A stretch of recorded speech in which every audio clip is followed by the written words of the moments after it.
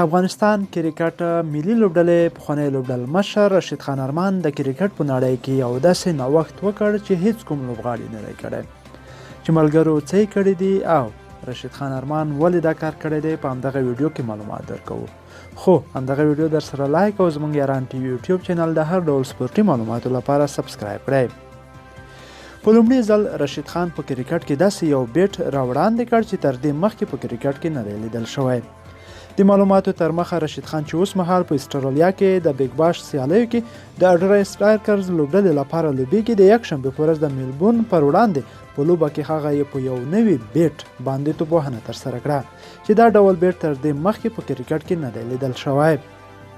د کرکټ استرالیا ویبپاڼې دغه بیټ ته د ټي کیمل نوم ورکړی دی، یعنې اوښ بیټ.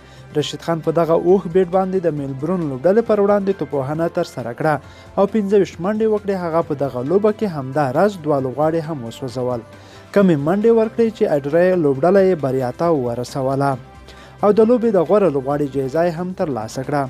که څه هم تر دې مهاله پورې دا نه دی ویل شوي چې د اوښ بیټ تر شا اصل کیسه څه ده، خو ویل کېږي چې افغانان ډېر پخوا په اوښانو باندې استرالیا ته تللي وو چې ښایي رشید خان د همدې لپاره دغه بیټ رامختی کړی وي تر څو د افغانانو او استرالیا ترمنځ هغه پخوانۍ کیسې یو ځل بیا په استرالیانو کې را یادې کړي.